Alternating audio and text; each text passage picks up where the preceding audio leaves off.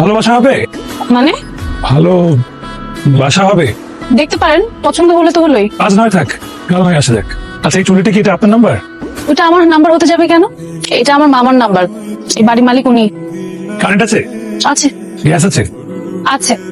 পানি আছে? Internet connection আছে, ডিশ কানেকশন আছে, ময়লাওয়ালা আছে, দারোয়ান আছে, আর কিছু? তাহলে তো সব ঠিকঠাক আছে। কালকে সকাল সকাল তাহলে দেখা হচ্ছে। আসি। জি, গতকালকে বাসা ভাড়ার ব্যাপারে কথা বলে গেছিলাম। আমাকে তো কেউ এরকম কোনো কিছু বলেনি। আপনি কার সাথে কথা বললেন? আমি তো এখানে ছিল, এই যে দেখলেন, আমি গতকাল বললাম আজ সকাল সকাল চলে আসলাম।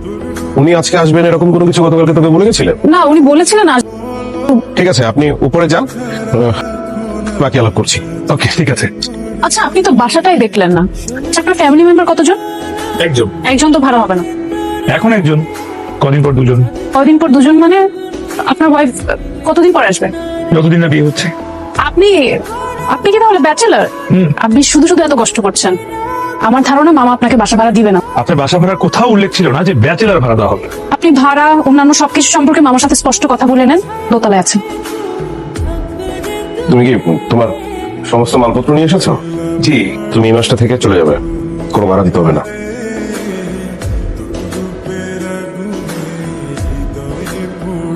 ভাই কি ইন্টারভিউ দিতে আসতো না? না, আমি নিতে আসি। কার ইন্টারভিউ নেবেন? ওই যে যারা আমাদের ইন্টারভিউ নেয় সবসময়, আচ্ছা তাদের ইন্টারভিউ নেবো। তাহলে তো আপনার চাকরি হবে না। এমনি কোথায় হচ্ছে, এমনি হবে না অন্য হবে না। আসসালামু আলাইকুম। ওয়ালাইকুম আসসালাম। তাহলে ইন্টারভিউ কি আপনারাই নিচ্ছেন? কেমন বলতো? না, যে বা যারা ইন্টারভিউ নিবে তাদের সাথে আমার কিছু কথা ছিল। ঠিক আছে, বলুন। এখানে চাকরি কয় ঘন্টা করতে হবে? 8 ঘন্টা। আচ্ছা, তো অফিস টাইম কটা থেকে কটা পর্যন্ত? 9টা থেকে 6টা, মাঝখানে 1 ঘন্টা লাঞ্চ ব্রেক।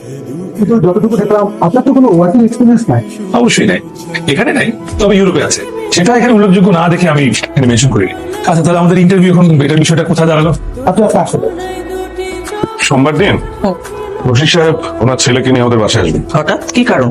ছেলেকে দেখাতে আর ওনাকে একটু দেখতে। আসসালামু আলাইকুম। ওয়ালাইকুম আসসালাম। ভাই সাহেব কি খুব ব্যস্ত? আপাতত না। কেন? আচ্ছা, মোজাম্মেল সাহেবের বাড়ির ভাড়া দিয়ে তো আপনি, তাই না? মোজাম্মেল সাহেব আমার আঙ্কেল হন। কি জানতে চান সরাসরি বলেন। ওনার এক ভাগ্নে আছে না? আচ্ছা, মেয়েটা কেমন? ভালো, খুব ভালো। আপনি কিভাবে বুঝলেন? যে শেষে যে কথা বলে, সবার সাথে হেসে হেসে কথা বলে? মাঝে মাঝে অর্ধেক হেসে অর্ধেক রেখে কথা বলে। এটা আবার কিরকম কথা? অনেকটা গরুর জাবর কাটার মতন, বুঝলেন? আচ্ছা ভাই, আপনার স্ত্রীর সাথে কি একইভাবে কথা বলে? আমার স্ত্রী নেই। ও, তার মানে অবিবাহিতদের সাথে হেসে হেসে রসালাপ করে, তাই তো? রসালাপ করে তো বলিনি, বলেছি রসবোধ আছে। আপনি তো জিজ্ঞেস করছেন কেন? আর জিজ্ঞাসা করবো না, আমার যা জানার জেনে গেছি।